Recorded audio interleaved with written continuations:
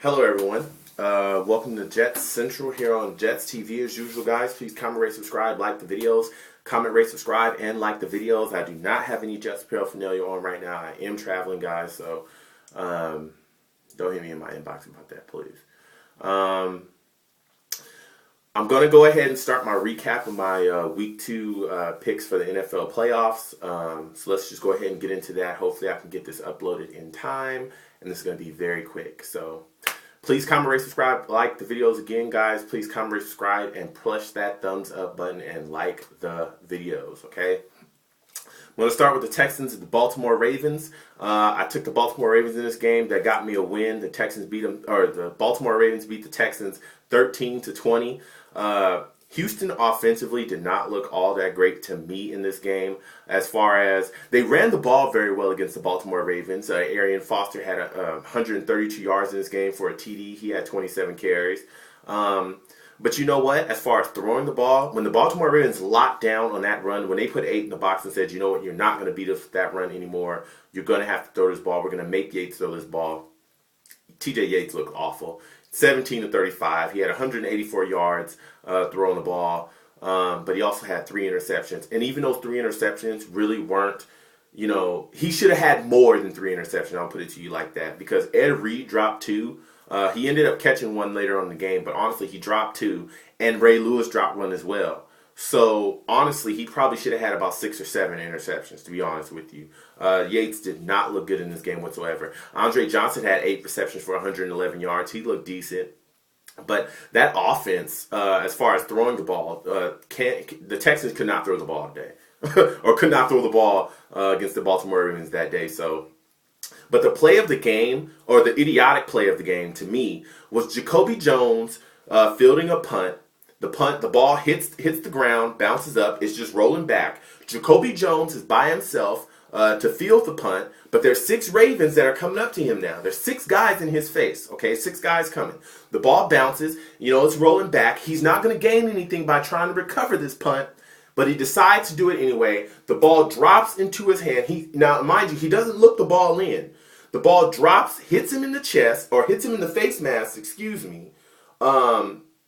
and hits his chest and bobbles out his hands as he tries to field this punt. It was the dumbest thing I've ever seen. Just the dumbest play. Why even try to field the punt? There's 6 guys in your face. Raven recovers it, runs it all the way down to the 1-yard line, and boom, Ravens get to go ahead and score after the offense comes out and takes the field. So I thought that was the play of the game, because the Texans ended up losing by 7 points. And that was the Jacoby Jones touchdown. Because the Baltimore Ravens offense did not look good at all. Something that I'm starting to see more and more and more every time I watch the Ravens is that their receivers get no separation whatsoever. Anytime Joe Flacco is throwing a football, he's throwing it here. He has to literally hit the receiver in the hand, stride for stride. It has to be a great throw. Because if he doesn't, that defender is literally on Anquan Boldin's shoulder or on Torrey James' shoulder, whoever, because they don't get any separation at all. Outside of Lee Evans, there's really no speed guys on here. So there's no guys going to beat you with the footwork. So the Ravens offense just looked decent. Joe Flacco went 14 for 27. He had 176 yards throwing the ball. He had 2 TDs. Ray Rice, 21 carries, 60 yards. Anquan Boldin, 4 receptions, 73 yards. He had a TD. Anquan Boldin made some really nice catches in this game as well. But even with that, like, Baltimore's offense really didn't look all that great. It looked very vanilla as far as play calling. And, they just made just enough plays defensively, but that offense, I still question it. Ed Reed also went down in this game very, very late in this game, like the last play. The Texans tried a Hail Mary, throw the ball into the end zone. Ed Reed was in the end zone, caught the interception, comes down, his knee bent a certain way. It like bent backwards. It was really, really bad, nasty looking. He came up grabbing his knee. Then he went from his knee to his ankle. Then he went from his ankle to his foot. So nobody really knows if it's a knee injury, a foot injury, or an ankle injury. But either way, the Ravens may be without Ed Reed, or they'll have Ed Reed and he won't be 100%. So I definitely want to see what's going on with Ed Reed. Definitely see, what's going on with him as far as the Ravens going on further into the playoffs. But the Baltimore Ravens got a win. I chose them. Hats off to the Ravens. New York Giants at Green Bay. I took the New York Giants in this game. A lot of people laughed at me, but I bet you're not laughing now because the Giants won 37-20. Eli Manning looked good in this game. He went 21 for 33. He had 330 yards, 3 TDs, and 1 interception. You know, the New York Giants came out and just got the job done. The pass rushers were all over Aaron Rodgers. They knocked him off his spots. You know, the defense, the secondary stayed in those receivers' face, made a lot of catches hard, you know, a lot harder than they should have been, and they didn't give up too many big plays either. Bradshaw was running the ball as well. He had 12 carries, 63 yards. Brandon Jacobs had 9 carries for 22 yards. He had a TD. Hakeem Nicks had 7 receptions for 165 yards, 2 TDs. He made some big plays in this game. One was a Hail Mary catch, and another was just a catch by himself. He took off, bounced off a defender, and just took off towards the end zone. Big plays by Hakeem Nicks in this game. Definitely kept the Giants in, kept the Giants scoring. Victor Cruz had 5 receptions, 74 yards as well. You know, guys just getting the job done. It was a team effort by the New York Giants. Again, the pass rush, they had 4 sacks on Aaron Rodgers, and when they weren't sacking him, they were making him run all over the place to try to make plays. And Eli Manning, again, was making plays, doing things he needed to do. On the Green Bay side of the ball, offensively, Aaron Rodgers, 26 for 46, 264 yards, 2 TDs, 1 interception. And the big deal, the big stat about this game to me, he had 66 yards rushing. He led the team in rushing. This is something I told everybody. To really cement themselves offensively and stay in this game, to keep those pass rushers at bay, the Green Bay Packers had to be able to run the ball. And they did not do that today. To tell me that Aaron Rodgers, your quarterback, is going to lead you in rushing, that's not a good sign. That just tells you he was getting ran all over the pocket. Donald Driver had 3 receptions for 45 yards and a TD. Greg Jennings had 4 receptions for 40 yards. You know, the stat line for the wide receivers in Green Bay was just like that. They had 8 drops. You know, receivers were dropping ball left and right for the Green Bay Packers, and they had 4 turnovers as well. The Green Bay Packers were very stagnant offensively. They looked very stiff and stale, and the New York Giants just took advantage of all of it. The New York Giants were scoring points. They were keeping up. They were rushing the pass, and they did what needed to be done. I don't want anyone else inboxing me and telling me that the Green Bay, you know, they had too much time off and, you know, it was this and it was that. Look, last year they had a week off between the championship game, the NFC championship game. Remember, guys, there's a Pro Bowl and then there's the Super Bowl. Okay, I don't want to hear about, oh, well, they had a week off and nobody played. Hey, it's not like, you know, everybody was like, oh, well, we have a first round bye. We're just going to go home. Go ahead, put the footballs away, guys. Go home, play with your kids, blah, blah, blah. No, they were at the facility practicing. I don't want to hear about this. The Giants came out and took this game away from the Green Bay Packers. I don't want to hear about any more excuses for the Packers. So hats off to hats off to the New York Giants. They got the job done. I got to win. Thank you. Next game. And yes, that was my notes that I flipped. Now I want to talk about the Denver Broncos at the New England Patriots. Ain't much to talk about. New England Patriots beat Denver 10-45. I took the Patriots. They won this game. You know what? It was just utter dominance by the Patriots. Utter dominance. Brady went 26 for 34. He had 363 yards throwing the ball. He had 6 TDs, which is a record. Damn near had it before the half. He also had an interception, which was a bad throw, but it really doesn't matter. He had 6 TDs. Gronkowski had 10 receptions, 145 yards, 3 touchdowns. Deion Branch had 3 receptions, 85 yards. He had a touchdown. The Patriot offense was scoring whenever they wanted to. It didn't matter what they wanted to do. They handed the ball off to Aaron Hernandez, the tight end, towards the end of the game, and he rushed for a couple yards. I mean, it was out of hand. Denver's defense was horrible that game, and they looked really, really bad. Tim Tebow went 9 for 26, which is no surprise to anyone. He sucks as far as trying to be a typical, a typical quarterback, a prototype quarterback. He's not that.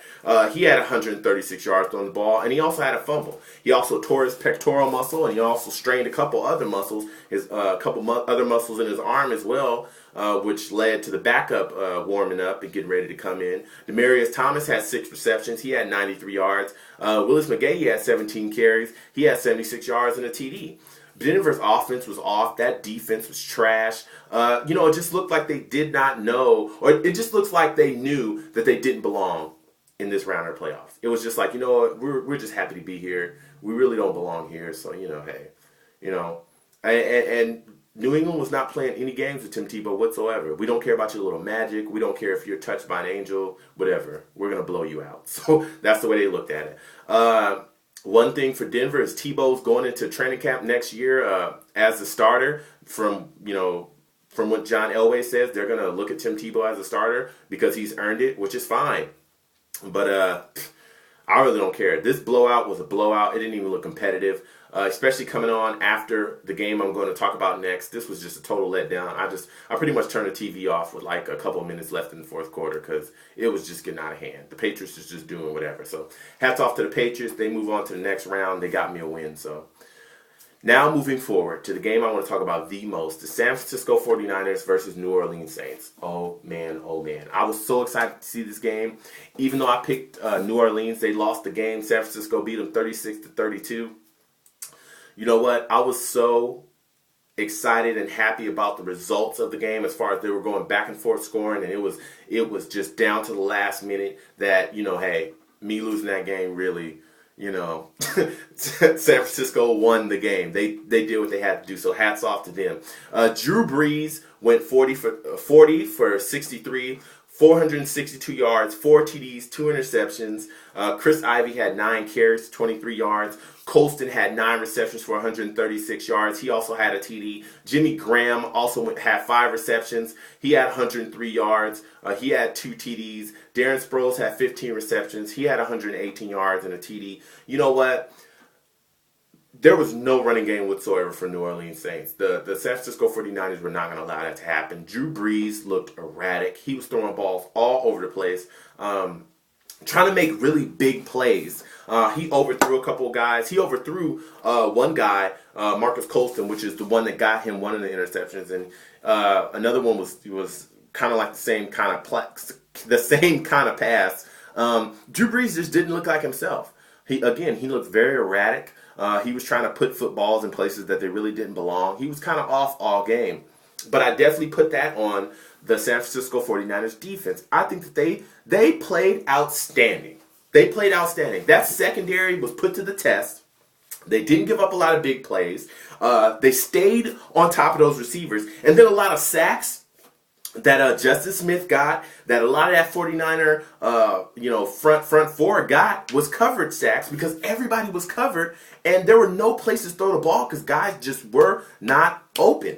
Bowman, a lot of guys from that secondary, they just got the job done. And hats off to the 49ers secondary. They took care of business.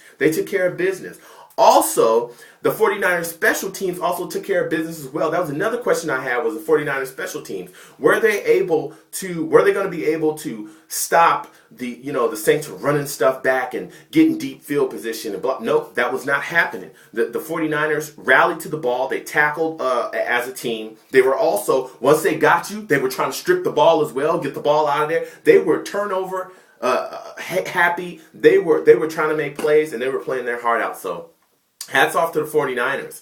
Alex Smith made a lot of plays. That 49er offense made up a lot of plays. Frank Gore had 13 carries for 89 yards. Alex Smith, made some big plays in this game. He went 24 for 43. He had 299 yards, 3 TDs.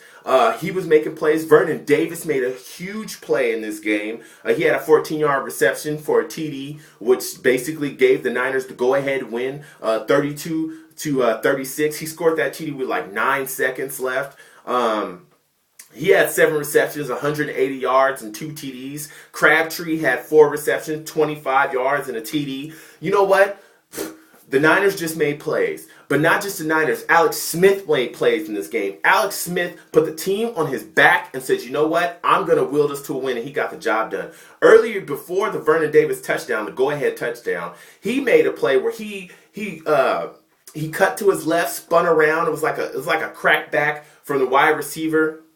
Made a crackback block on the end, on the outside linebacker, and he took off around the left corner, around that left tackle, and ran for 38 yards for a touchdown. Alex Smith had wheels on that play. He was moving. Alex Smith looked like a different type of quarterback today. It looked like he was tired of the haters. It looked like he was tired of the people, the people that were talking about him. And he said, you know what? I'm going to make people believe that I am a quarterback in this league and that I belong here. And that's exactly what he did today. He definitely made a lot of plays against the Saints that had people going, wow, you know what? Maybe Alex Smith has turned the corner. Maybe Alex Smith is the guy for this team. Maybe Alex Smith is not some stopgap quarterback. Maybe he really can be a starter under Harbaugh, and maybe he really did just need an offensive system and somebody to believe in him. So hats off to the 49ers. It was a lot of big plays in this game.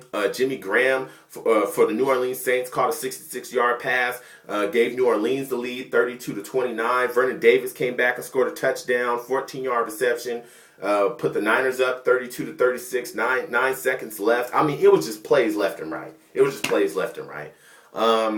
But again, hats off to the 49ers. They got themselves a win. That got me a loss. But this was the most exciting game throughout the entire playoffs so far. But definitely the second round was definitely the most exciting game. So again, hats off to Niners. They definitely proved, Alex Smith especially proved something to me in this game. So good luck to them moving forward. So that's going to end the games here, guys. If you didn't catch any of them, please, you can watch whatever sport networks is in your areas. If you're overseas or whatever you guys do, please rewatch these games. There was a lot of good games. I'm definitely going to be doing that, especially that San Francisco and Saints game. I'm really hoping to catch that again because it was just a very exciting game. As always, guys, thank you guys for watching. Please comment, rate, subscribe, like these videos. Please watch my video Thursday because I'm going to do my picks for the AFC and NFC championship games. I know this is a very long video, but please watch it to the end. So thank you guys for watching. Go Jets, even though we're not in the playoffs. And another little bit of Jet news we interviewed Todd Haley, which is the Arizona's former offensive coordinator, which used to coach. He also used to coach the Kansas City Chiefs. He got fired this year. We interviewed him for offensive coordinator position. He was just kind of going to run the passing game, and Tony Sperano was going to run the running game. But so it looks like Todd Haley's not going to come to the Jets, which I'm kind of sad about, but not really sad about because Todd Haley does rub players the wrong way. I still would like him to come to the Jets, but if he doesn't, hey, I'm not going to cry about it. We still got Tony Sperano. So that's just a little Jets news. He's still on the fence, so please don't hit me in my inbox asking me about Todd Haley anymore. I don't know. He's on the fence. Nobody really knows if he's coming there or if he's not. But so far, it looks like he's not going to be joining the Jets as our offensive coordinator. So hats off to you guys that won in the playoffs in this second round. Thank you guys for watching. Peace, guys. Peace.